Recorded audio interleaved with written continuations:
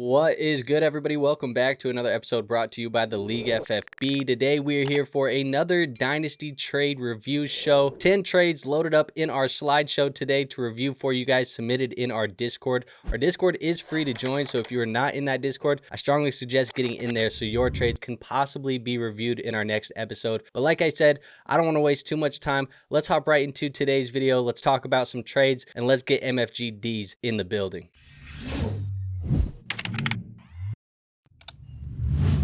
War, how we doing, man? Hey man, we doing what it do, man. We just rolling, man. Ready to get these trades popping. We rolling, man. All right, we got 10 trades, man. Like I said, let's just hop right into it. I got the first one pulled up on the screen. Kind of a banger.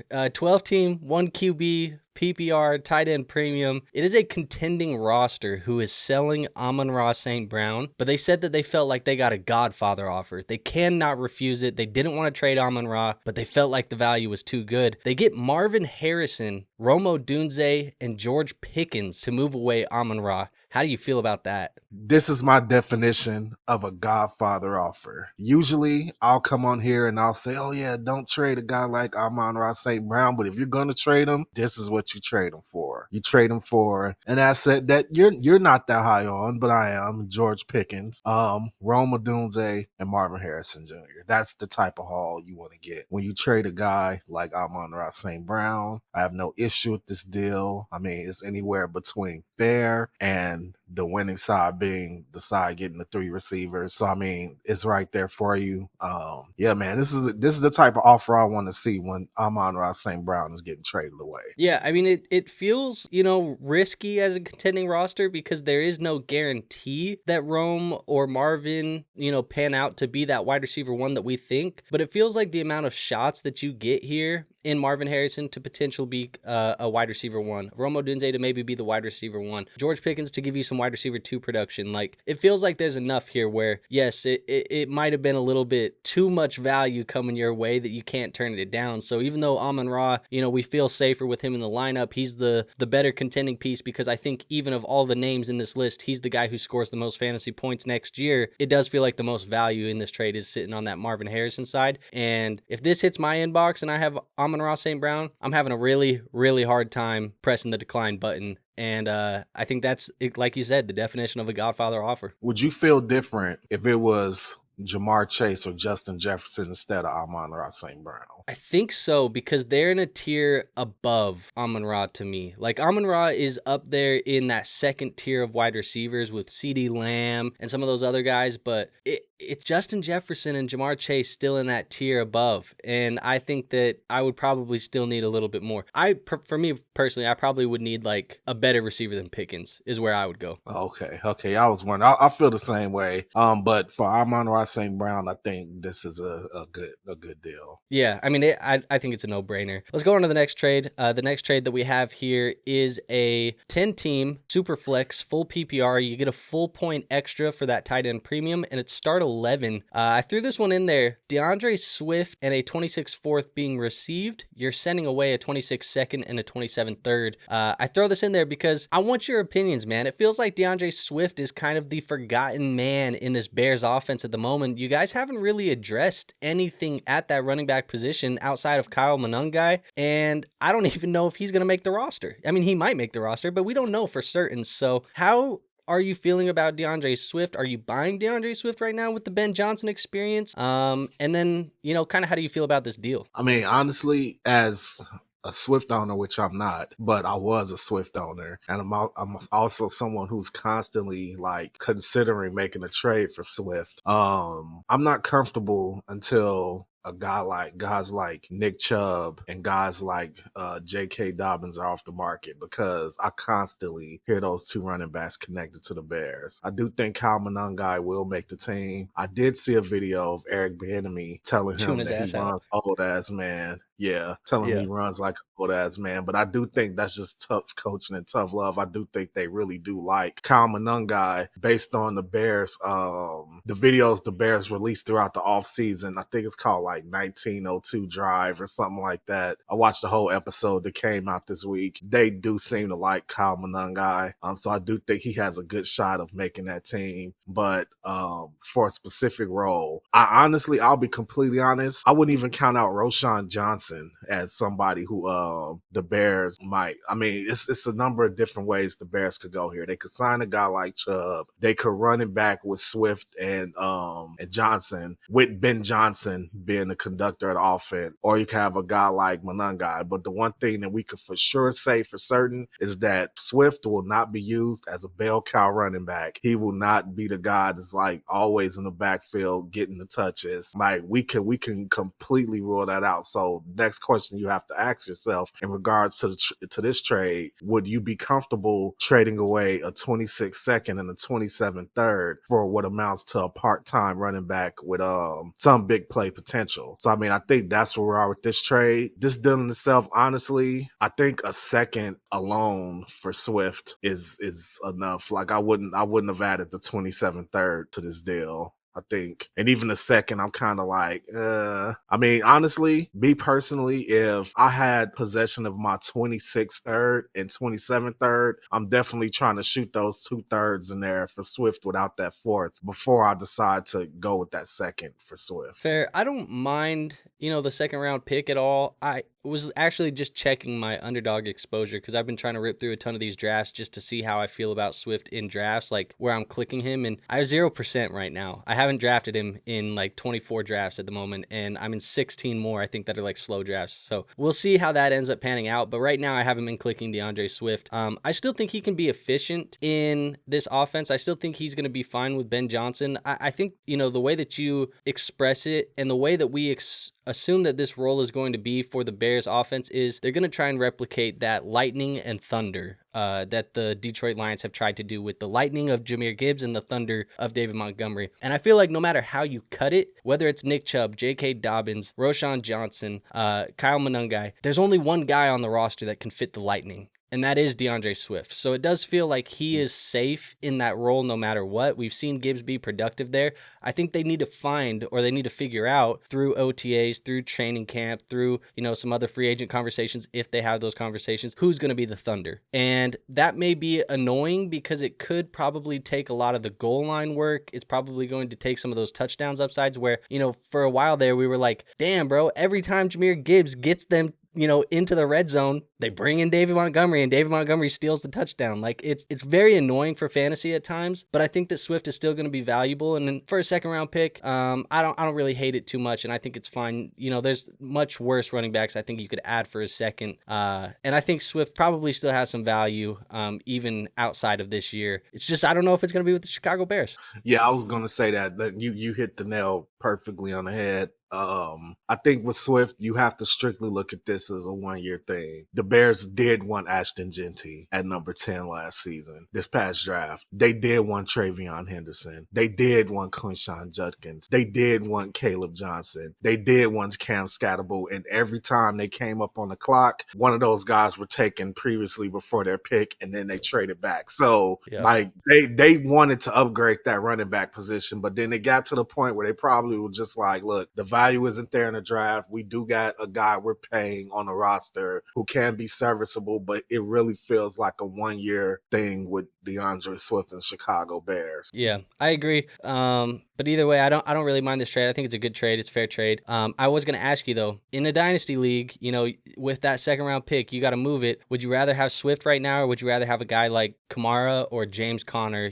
being old, but you get 1 year of production? Kamara, James Conner. You'd rather have those guys. You Kamara can more guarantee so more than production. James Conner. Yeah. Fair. All right. Well, let's move on to the next trade. The next trade that I have here is a 12-team super flex, full PPR tight end premium, and a start 10. Justin Jefferson is being received, so somebody's trading for Justin. They gave up Saquon Barkley, Garrett Wilson, and Tank Dell. 12-team full PPR. How do you feel about that?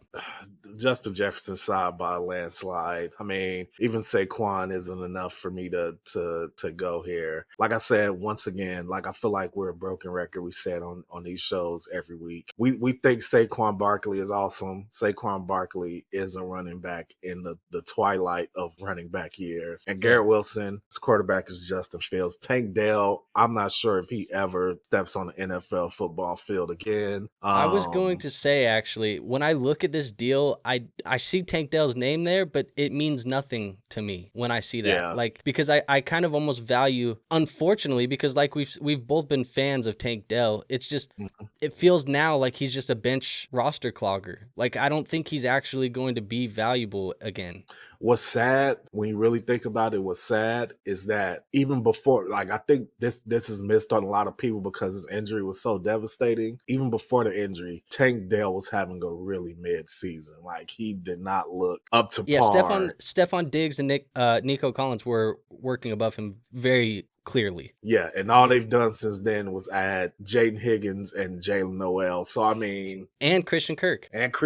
So, I mean, I don't think it's in the cards for Tank Dell, man. He'll probably get a shot, like, later on another team or something like that, but it's not looking good. Because went that deep into wide receiver and free agency in the draft. If they had any designs on Tank Dell, like, coming back and being a big part of their future. That was my big thing, was, like, I already kind of felt like Tank Dell's injury was something that was going to be very hard for him to get over, but I was like, you know what, let's see how they handle it. I thought, them going to get Christian Kirk, it was like, all right, well, Christian Kirk has 1 year left in his deal. This could be the Tank Dell insurance just to give Tank the whole season to recoup. But then they drafted Jaden Higgins, and then they drafted Jalen Noel, and it's like, all right, dude, like, they doubled and tripled down on wide receiver talent to ensure that Tank Dell is taken care of, I guess, maybe just to make sure that if he's not healthy, that's that. And also, Stephon Diggs, they lost him as well, and that could maybe be more than Jaden Higgins. But regardless, the Tank Dell stuff, it's not really a big part of this. I think it comes down to Saquon and Garrett Wilson. I think it's fine from a value standpoint, but if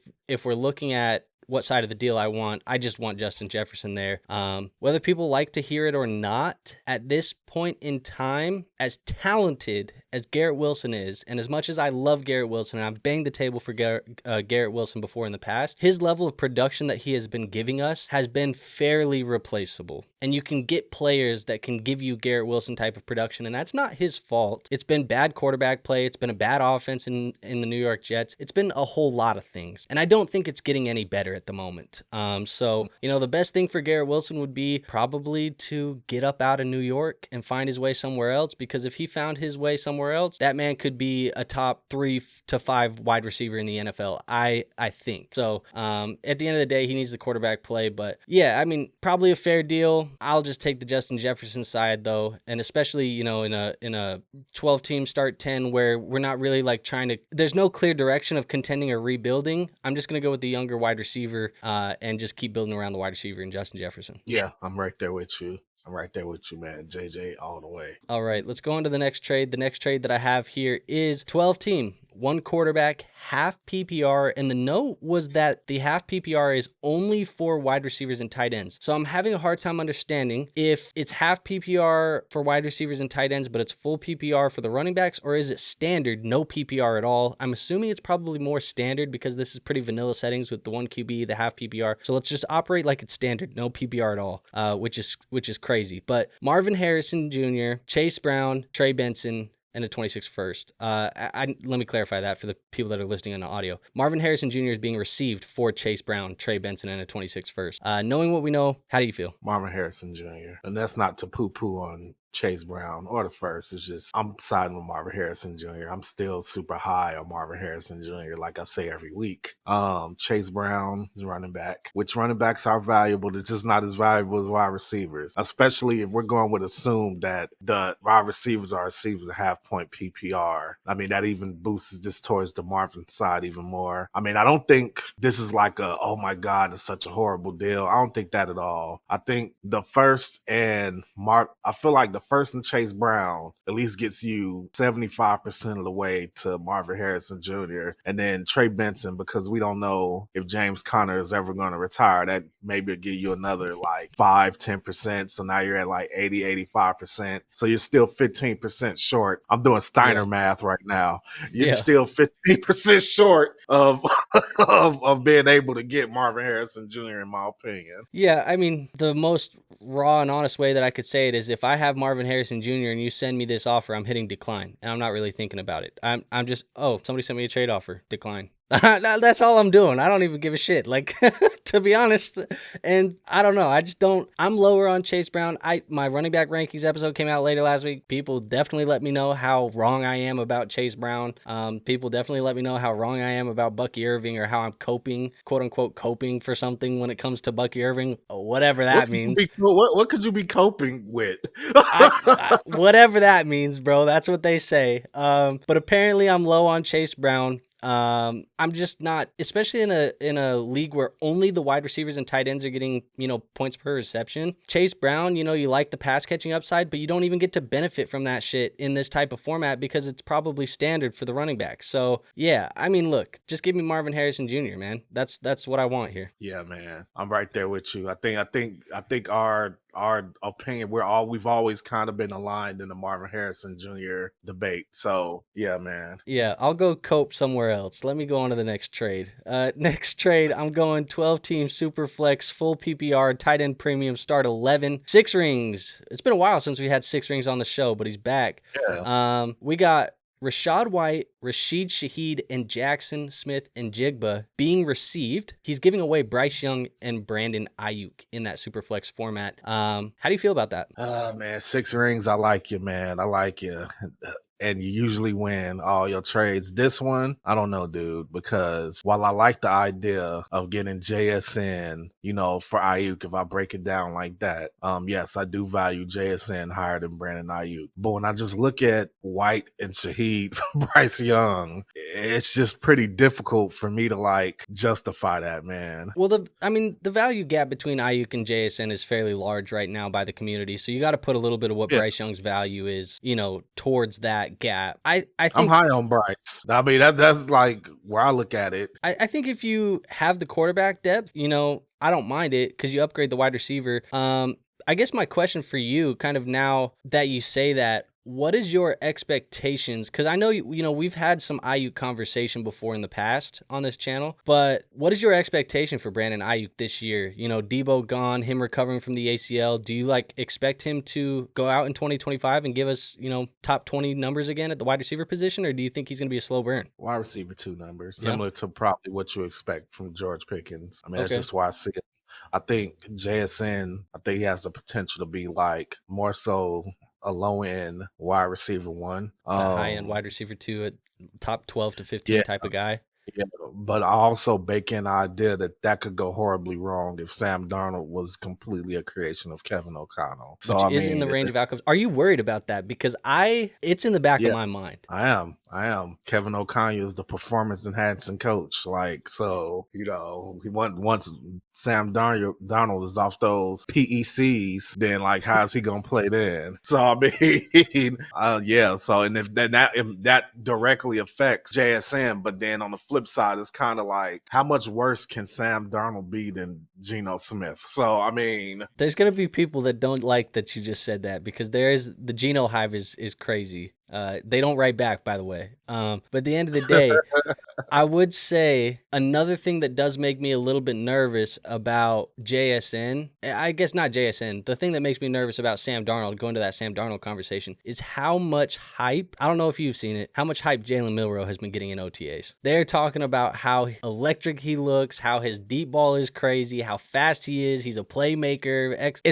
I haven't seen them say anything about, Sam Darnold's looking good. We signed Sam Darnold, and everybody, Sam Darnold's, getting along with, we haven't heard nothing about Sam Darnold. At least I haven't. everything I've seen is Jalen Milroe highlight, Jalen Milroe this, Jalen Milroe that. We love Jalen Milroe. It's a little scary. Yeah, it is, man. And I wish I had a point to make, but like, I don't know why his mind escaped me. Me and you just talked about him too. The last guy who was in this exact same scenario that went to Seattle years ago after filling in for Aaron Rodgers, and he got overpaid, and then like he immediately got like no, and he immediately got his job taken by Russell Wilson. Like, this is almost like the exact same circumstance. What was his name? You know who I'm talking about, though. Yes, I can't remember his name. Overpaid by Seattle. I'm gonna have it in 1 second. Hold on, chat.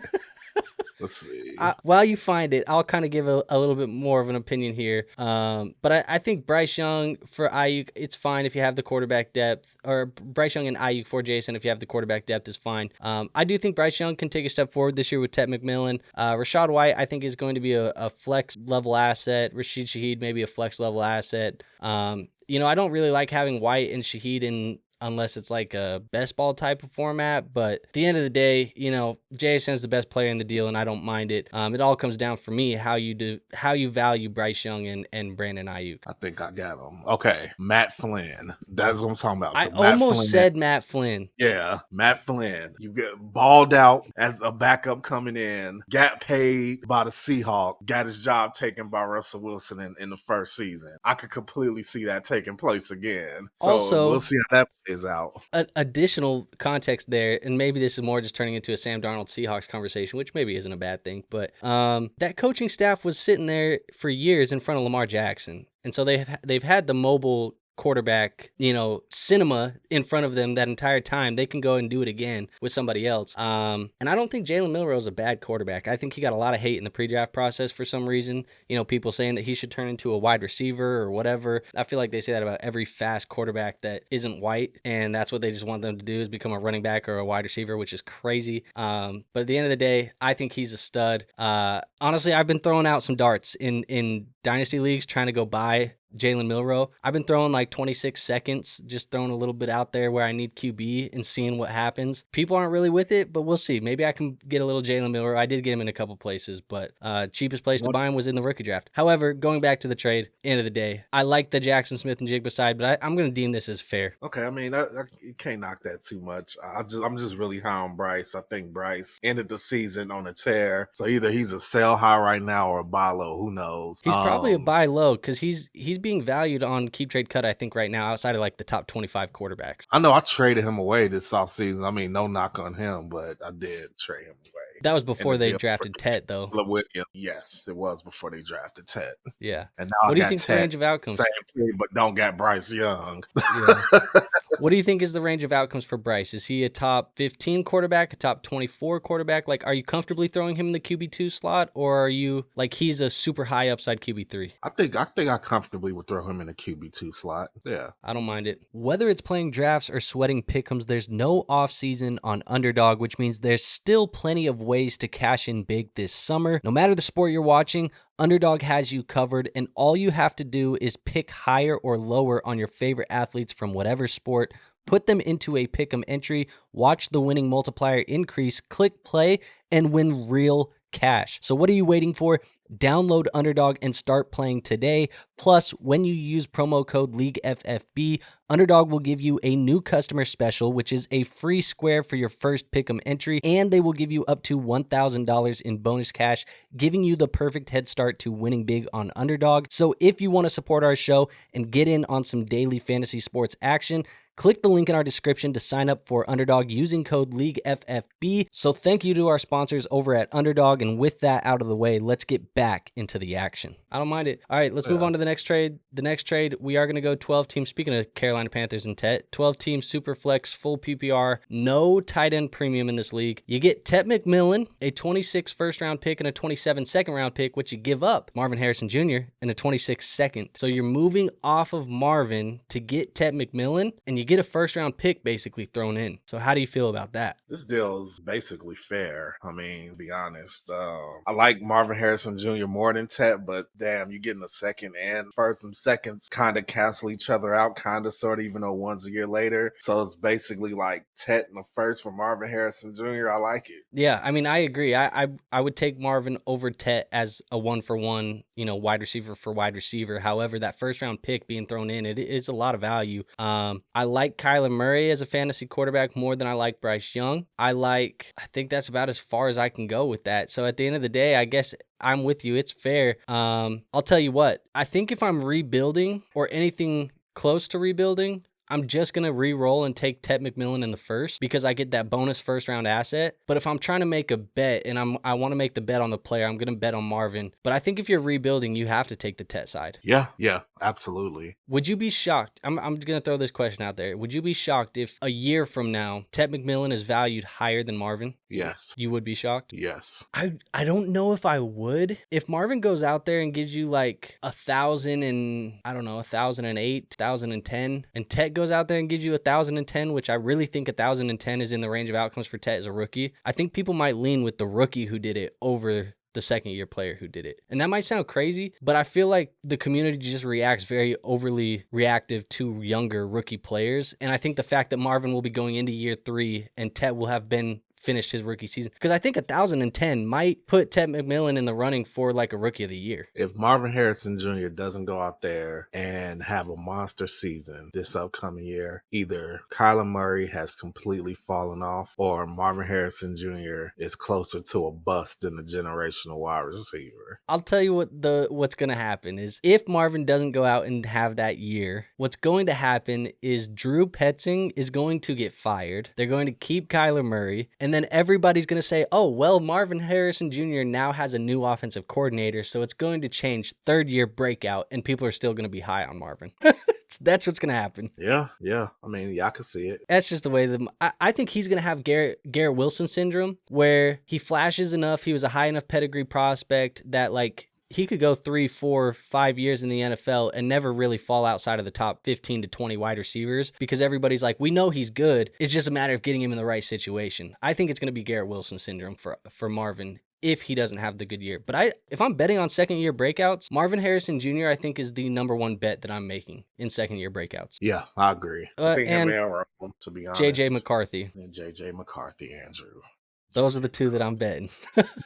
Actually, what I was looking for a bet last night that I was going to place, just a super long odds bet, but I was watching some of the OTA highlights from JJ McCarthy, and you told me I needed to. What did you tell me on X? You said I was doing too much.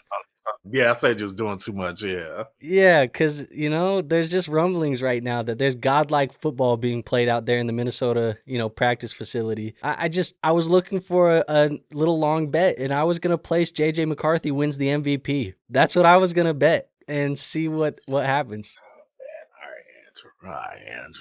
Smoking them funny cigarettes over there. All right, I'll just move on to the next one. We got second-year breakouts, and that went a different direction. Let's go to this trade, though. 12-team super flex, full PPR, half-point tight end premium, and start 10. JSN in this trade again. This time he's being sent away with a 26 second and a 26 third. What you receive is Puka Nacua and Tyrone Tracy. How do you feel about that one? Landslide for team one. Puka Nacua, as much as we like JSN, there's a tier between Puka Nacua and JSN, and Tracy for a 26 third and a 26 second is like probably fair in itself. So if those things are equal, now we're just looking at JSN for Puka Nacua, and it's just Puka Nacua all the way. Yeah, I'll be real. If you sent me JSN and a second and a third and told me you wanted my Puka Nacua, I'd decline it. I think you'd have to give me more. I want JSN and a first for you to come get Puka from me. And you also are throwing me Tracy? Yeah, I'm with the Puka side here, and it's not really a debate for me. However,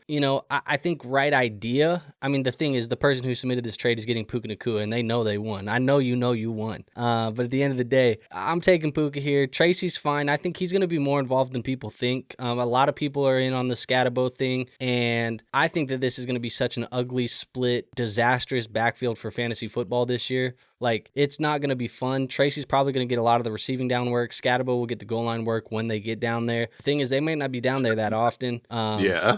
I don't know, man. It's going to be messy, but I'll take Tracy as like a bye week running back that I can plug in and get, 10 PPR points out of him. And yeah, I think Nacua is in a different stratosphere than JSN is as a fantasy wide receiver. Last year, when it came to fantasy points per game, Nacua, even though he dealt with injury, he was like up there with guys like Justin Jefferson and CeeDee Lamb and those guys. And JSN was a very good wide receiver.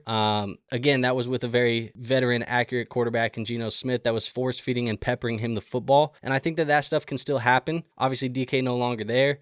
They go get Cooper Kupp. Who cares? But at the end of the day, Nacua, to me, he's a different stratosphere, man. Like, I'll be honest, it's really hard for me to talk about the top wide receivers in the NFL. Like, when I say Lamb, Amon-Ra, like, the next name that wants to roll off the tongue is Puka Nacua. That's who wants to come off the tongue for me as, like, those top wide receivers in the NFL. I can't knock you on that. I kind of agree with it, man, to be honest. And I think if you're nervous about, because obviously we had the rumblings of Stafford maybe retiring this offseason or maybe getting traded or whatever. I think that's going to happen. And obviously when Stafford leaves, like, we're going to have to react to that for fantasy football. However, I think the Rams are a smart enough organization. I think Sean McVay is a good enough coach that they're going to still put Puka Nacua in a situation where he can be successful.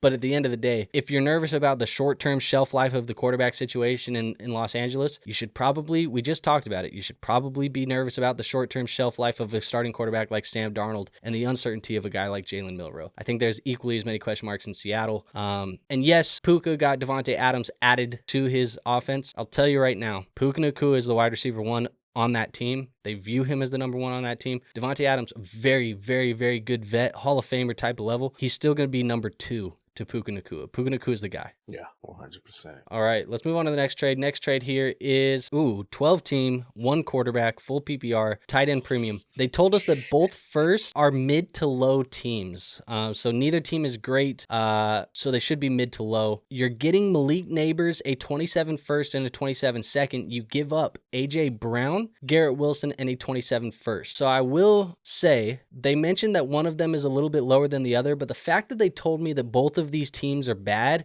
makes me want to just equally cross out the first, because variance over the next 2 years, some team might be good, some team might be bad. They're probably both mid. I kind of want to just cross them out. Are you cool with that? Yeah. So what we're looking at is Malik Nabers and a 27 second for AJ Brown and Garrett Wilson. To be honest, man, it might not be the right answer or the answer people want. I'm keeping Malik Nabers. I agree.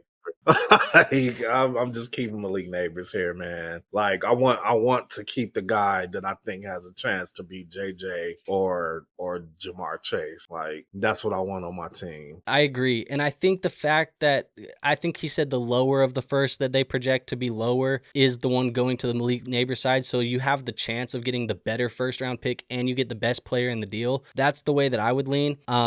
But at the end of the day, man, like, if you're a contending roster and you go get AJ Brown and Garrett Wilson, you can plug both of those guys in your lineup. You have a wide receiver 1 and a wide receiver 2 for fantasy football purposes. Malik Nabers, I think, is going to give you wide receiver 1 numbers. I think he's in a different stratosphere value-wise, play style-wise. I did my updated rankings for my wide receiver position. He's my wide receiver 3 in Dynasty. Like, it is Jefferson, Chase, Jefferson, however you want to cut those two together. And then Malik Nabers. Like, that is the next guy in my rankings, how I would draft players in a startup at the wide receiver position. So I'm with you. It feels heavy, but Malik Nabers is the side that I'm going to take. And it's leaving me to question right now, because we've had it in a couple of deals now, where Garrett Wilson has been thrown in. Is Garrett Wilson no longer a needle mover? High-end wide receiver, too. Are we getting to that point where, like, I remember there was a point in time where if you saw Garrett Wilson's name in the deal, you were like, ooh, I want the Garrett Wilson side. Are we at the point in time now where it's cool, I like Garrett Wilson, but he's not, a needle mover for me? Not right now, he's not. Maybe if he somehow at some point get hooked up with an elite ball thrower, he can do it, but yeah, man. And AJ Brown, he's no slouch. I mean, he's as elite as they come. The problem is that he's going to be, getting close to 30 here very soon. Yeah. And once you hit 30 as a wide receiver, the trade offers start getting lower and lower. They start getting disrespectful. Yeah. Yeah. But yeah, so I'm with Nabers here, man. I'm with Nabers. It might be the unpopular opinion because there is some value there. It's probably a fair deal, if we're being honest, and I could see why somebody could take AJ Brown, but I'm taking the best player in the deal. It's Malik Nabers. Let me ask you this. Yep. If not Malik Nabers, if Garrett Wilson was somebody like Rome or Marvin Harrison Jr. or Brian Thomas Jr., are you smashing and trading the other direction? I mean, I think you just went to a huge range of players there. I think if it's Brian Thomas Jr., absolutely, I'm smashing the AJ Brown on the Brian Thomas Jr. side. If it's Marvin Harrison, I'm probably taking the Marvin Harrison and the AJ Brown side. If it's Rome Odunze, I think I feel the same way about taking Malik Nabers. Okay, gotcha. So it's like a range of outcomes. BTJ, I would absolutely smash it. Marvin, I'm probably doing it. And then Rome, I don't know. I probably take the Nabers side. Okay. But let's go on to this trade here. Justin Jefferson and Jordan Addison in this. It's a Vikings trade. 12-team Superflex, full PPR, half-point tight end premium, and a start 10. You trade away Justin Jefferson in a 26th second. What you net is Jordan Addison, Emeka Egbuka, a 26th first, another 26th first, and a 26th third. So 2 firsts, Egbuka and Addison for Jefferson, and a second. How do you feel? Declined. You want Jefferson? Yeah, simple as that. Like Addison, like getting 2 firsts, but I've said this once, I'll say it again. If I'm trading Jamar Chase, if I'm trading Justin Jefferson, the going price is 2 firsts and a stud. And even though Addison's a good player, Egbuka got some upside. There's a third there. That's all I'm gonna say for that third. Then you get in a second too? Yeah, man. Yeah, I mean, that does not meet the Justin Jefferson requirement. I think you have an argument that there is 4 firsts worth of value on the side. I think Jordan Addison is probably worth a late first-round pick. I think Egbuka was drafted as a late first-round pick, mid to late first-round pick. Then you have the 2 firsts and 26. That's 4 firsts. It's a lot of value, but I agree with you in the aspect of you would love to see the Egbuka and Addison player be, merged together into one wide receiver where you're down tiering there. If you merge them together, that might be able to get you into if that gets you into Tet McMillan, and it's Tet McMillan and 2 firsts for Justin Jefferson, does that trade? Or does that change that for you? No. So how high do you have to get? Do you have to go to what about T. Higgins? If it's T. Higgins and 2 firsts. So if I'm moving Justin Jefferson, the 2 firsts are there. So now I need a stud. So when I say a stud, I don't mean like a player unless it's a player that's hands down a lock to be a stud. I guess Ashton Genty will be someone I think about just on the sense that I think the chances of him being a bust is low. Ted, I don't think he's going to be a bust, but the NFL history is full of wide receivers with very promising potential not meeting that potential. You're not going to get a guy like Malik Nabers. You're not going to get a Malik. We threw Garrett Wilson out there. It's Garrett Wilson instead of Addison and Egbuka. No? I'll be honest. I'm finna say something controversial here. There's also almost a part of me that likes Jordan Addison more than Garrett Wilson. Wow. That is controversial. I've reached that point. When it comes to who's going to produce on a Sunday and get points in my fantasy lineup, I almost trust Jordan Addison more than Garrett Wilson. What about Ladd? Ladd and 2 firsts? Oh, Ladd and 2 firsts, my eyebrows will raise. My eyebrows will raise on that one. I mean, look, I'm here where I think the value adds up. Am I taking it? Probably not. I'm with you where it's I'd rather have Justin Jefferson because he's the most valuable player in the deal. But if I'm rebuilding, I don't mind taking Addison, Egbuka, and 2 firsts. I'm very much an Egbuka fan. I think Egbuka is going to be very talented. I'm trying not to spoil some of the stuff that I'm working on because upcoming here in the next week or so, I'm working on a 2025 rookie class bold predictions episode with a special guest that a lot of people probably know in the fantasy space. And I have some spicy Egbuka takes and I have some spicy Jaxon Dart takes. So I've been trying not to rip them off while we've been talking about Nabers and some of these other guys. But I think that there's a range of outcomes where Egbuka can be very, very good. I can understand a rebuilder taking this side. However, that said, it's Justin fucking Jefferson, and there's just no reason why I'm trading Justin Jefferson, really. And you get the second, like you said, you get a second thrown in somehow. Go from there. Yeah. Yeah, man. Andrew got some spicy takes coming up. Stay soon. Stay tuned. I said stay soon. Yeah, look, Stay tuned. and the spicy takes, you love them because you can say them, and the fact that you claimed this was a bold prediction, you don't even get to use that as a receipt on me later because we're trying to be spicy. Like, that's the whole point. You can't even use it as a receipt. So that's the best thing about it. Let's go to this next one. 12-team Superflex, full PPR, 1 point tight end premium, a full point there. Pally gets Joe Burrow, Justin Jefferson, and Justin Herbert. He gives up CJ Stroud, Caleb Williams, Puka Nacua, and Jaxon, Smith-Njigba. A lot of very intriguing Dynasty fantasy football names being thrown around here. Where I see you getting ready. How are we breaking this down? Man, I wouldn't trade away Burrow and Justin Jefferson in the trade if the return was God, Jesus, Buddha, Muhammad, like any of them you want to throw in as Zeus, Hercules, I don't care. Like, bro, like that's like and trust me, there's nothing on that. Okay, it's simple as this. You got two players on one side, Burrow and Jefferson, that are typically on the do not trade list. And then you got a bunch of guys that are on the for the right price list. And I know what you're going to say. You're going to say if the value adds up. Okay. Wow. I don't know if the value adds up, by the way. I'm looking at it. I don't know if I can make it. I don't know if I can make the case for the other person here. Okay. Simple as this. Are you trading Justin Jefferson for JSN and Puka Nacua? It's tough. It's really tough. I'm probably taking the smart thing to do would probably be to take Puka and JSN there, but I don't know if I could do it. Okay.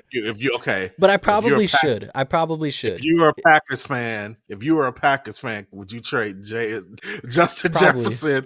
Okay. So we can at least say that part of the deal is fair, right? Here's the way that I kind of want to go about it. I mean, we're talking about today you have to draft one, Justin Herbert or CJ Stroud. Who are you drafting? I think the argument is you go Herbert. Herbert and CJ Stroud? Yeah, I think you have an argument to draft Herbert over Stroud right now. I'm still taking Stroud. Okay, so that tells me that we should probably have that as fair. We could probably cut Stroud and Herbert out of this deal. And I think we could cut JSN, and Puka Nacua out of the deal too, because I think JSN and Puka for Justin Jefferson is probably fair. Fair, but I would say if you cut Herbert and Stroud out, then it's just Burrow and Jefferson for Caleb, Puka, and JSN, and I'm going Burrow and Jefferson. Well, no, that's what I'm saying. I'm talking about a 2-for-1. JSN and Puka Nacua for Justin Jefferson is fair. Yeah, I think there's probably more value on the JSN side, and you can attribute that to the Caleb Williams Burrow gap, but I think we're trying to do the same thing, and we're getting at the same thing here, where it's like, yeah, if you cut this out and you cut it the right way, Herbert for Stroud, cut that, blah, blah, blah, blah, blah, I think it just, everything leans Jefferson Burrow. That's the way it leans. Yeah. I don't know. I don't think it's a landslide. Like, no. I don't think somebody got, ran through here. I think Burrow and Jefferson and Herbert just gives you more strength in your starting lineup. I think it's so close that if you add, even though I just said I wouldn't trade any deity for them, that was just me being, but I think if you throw a second on the side with JSN, Puka Nacua, Stroud, and Caleb, I think that just makes the deal fair. That's how close the deal is to me. Yeah, definitely close, but I'm going the Burrow and Jefferson side here. Yeah. All right, and that is the last trade there in our episode today. So that takes us here. Appreciate you guys for watching. Hopefully, if we reviewed your trade and you want to add some additional context, go down in the comments and let us know. If you agreed with any of our takes here today, have something to say to us, want to just, talk in the chat, hit down in the comments as well.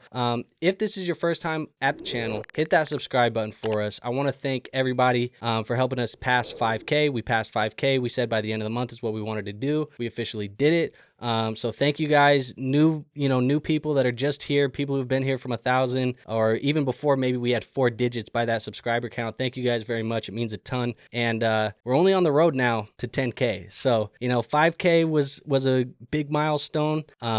Maybe at 7.5, we'll feel like we're halfway at there, and maybe that's something worth mentioning. But I think right now it's tunnel vision to 10K. That's kind of the way that I'm at. And I think very shortly here soon, we'll have another milestone from a view standpoint, we can pass like 1 million views, but we'll get to that when we get there. But I just want to say thank you again from the bottom of our hearts, from the bottom of my heart. Thank you guys. Put a lot of work into this, and it means a lot that you guys support this channel. So thank you. If you like the channel, hit the like button, show us some support. Appreciate you guys showing love on these trade shows. And last but not least, where can they find you at? You can check me out on Crimson Mask Pro Wrestling. I'm going to say the same thing. Andrew hit 5,000. I'm trying to hit 5,000 by the end of the year. So if you got a little time, go to the channel, like the short, go ahead and subscribe. And yeah, man, I can't thank you enough if you decide to do that. Hell yeah. And I don't know if I plugged it. I kind of just went into a ramble there, but I can't remember if I plugged it. But if you want your trades reviewed in the next episode, go hit that Discord. There is a free Discord linked in the description. We want more trades to review. The more, the better, because we can get even spicier trades. So thank you guys. But nothing else for you today. So we will see you on our next episode. Till then, peace out.